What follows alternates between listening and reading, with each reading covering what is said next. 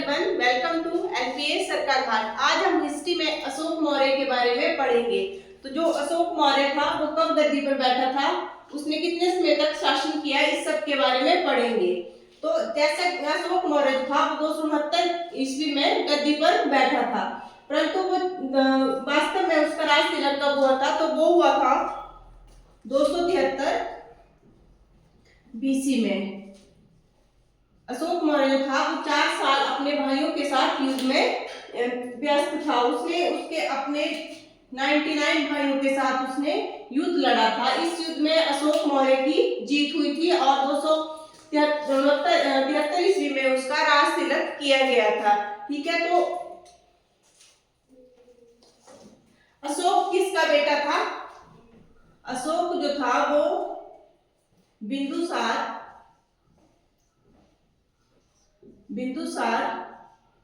और सुभद्रांगी का बेटा कौन था? वो था अशोक। ठीक है, तो हमारा क्वेश्चन है कि अशोक किसका बेटा था? तो अशोक जो था वो बिंदुसार और सुभद्रांगी का बेटा था। एक ग्रंथ है दिव्यवदन के अनुसार दिव्यवदन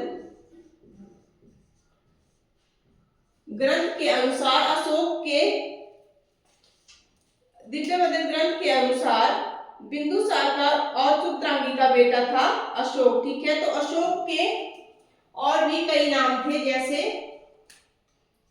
अब हम देखते हैं कि अशोक के अन्य नाम। तो अशोक के और भी अन्य नाम थे। सर्वाधिक प्रिय नाम था इनका देवानाम प्रिय। अशोक का सर्वाधिक प्रिय नाम क्या था? देवानाम प्रिय, मतलब देवताओं का प्रिय अशोक का नाम था। और इनका एक नाम था प्रियदर्शी।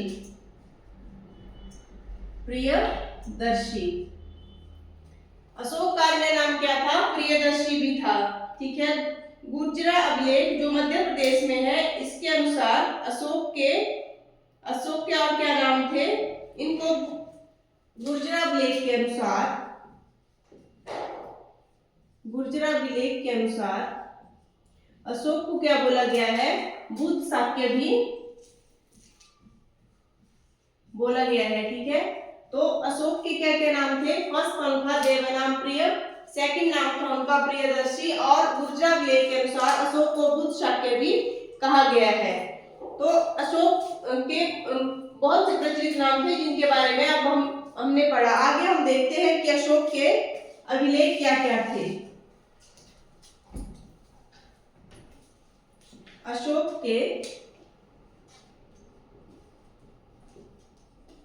के अभिलेख।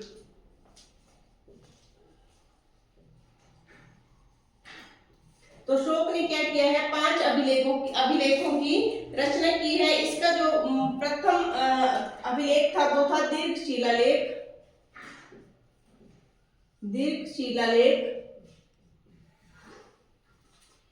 अशोक ने दीर्घ शिलालेख। सेकंड पार्ट था इसका लघु शिलालेख।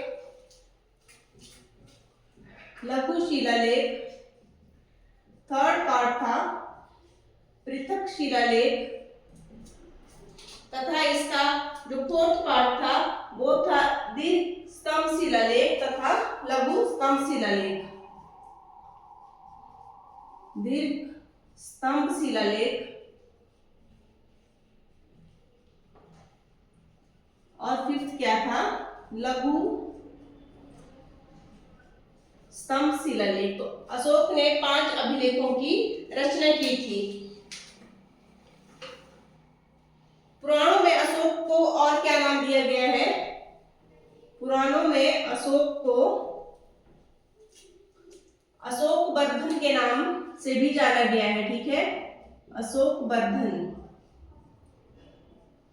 नाम से भी जाना गया है। अशोक का विवाह किससे हुआ? तो जो अशोक की प्रथम पत्नी थी उसका नाम था अशोक की जो प्रथम पत्नी थी उसका नाम था देवी। देवी के आगे दो बच्चे थे, एक का नाम था महेंद्र तथा दूसरे का नाम था संघमित्रा। बेटी का नाम था संघमित्रा, ठीक है। अशोक की जो दूसरी शादी हुई थी वो किससे हुई थी? अशोक का दूसरा विवाह जो था वो उनकी पत्नी का नाम था कारुबाकी। अशोक की दूसरी पत्नी का नाम क्या था? कारुबाकी। और जो इनका पुत्र था उसका नाम था कुणाल, जिसने आगे चलकर जो अशोक के बाद गद्दी पर बैठता है।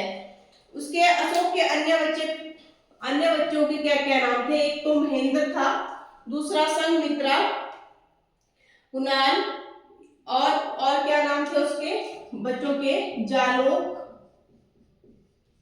और चारुमित्रा। तो ये सब क्या थे? अशोक के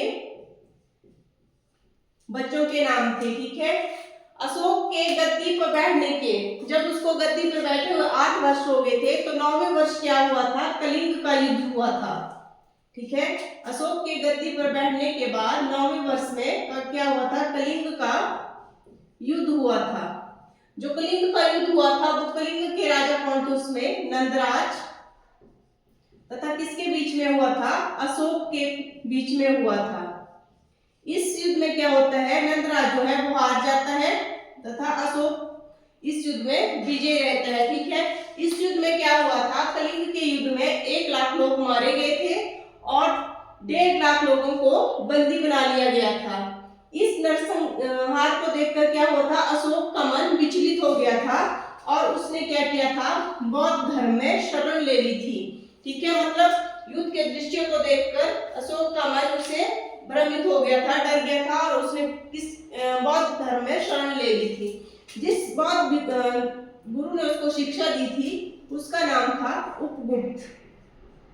तो उपगुप्त ने अशोक को बौद्ध धर्म के बारे में दीक्षित किया था। उपगुप्त ने अशोक बौद्ध धर्म की स्थाविर शरण का अनुयायी था, ठीक है। अशोक ने कहा शरण ली थी? बौद्ध धर्म में शरण ली थी। और उसके गुरु का क्या नाम था? उपगुप्त, जो स्थाविर शरण का अनुयायी था। अशोक ने अपने पुत्र महेंद्र, अशोक का जो पुत्र महेंद्र और संघमित्रा थी उसको बौद्ध धर्म के प्रचार के लिए कहाँ भेजा था? श्रीलंका भेजा था। श्रीलंका भेजा था अशोक ने बौद्ध धर्म के प्रचार के लिए महेंद्र और संघमित्रा को, ठीक है। तो अशोक ने अपनी प्रजा के नैतिक उत्थान के लिए जिन आचार विचारों को प्रस्तुत किया था उसके अभिलेखों को क्या कहा गया है? धम्म कहा गया है। मतलब जिसमें अशोक ने अपने प्रजा के उत्थान के लिए अपने विचारों को प्रस्तुत किया है उस ग्रंथ को क्या कहा गया है? धम्म कहा गया था, ठीक है। अशोक ने सर्वाधिक अभिलेख प्राकृतिक भाषा में लिखे हैं। इन्होंने अपने अभिलेख ब्राह्मी, खरोष्टी और अरमाइका भाषाओं में भी अपने अभिलेखों की रचना की है, ठीक है। तो ये था अशोक मौर्य। अब हम देखते हैं कि इसके साम्राज्य के पतन के क्या कारण थे। तो साम्राज्य के पतन के क्या कारण थे? पहला कारण क्या था कि वित्तीय संकट।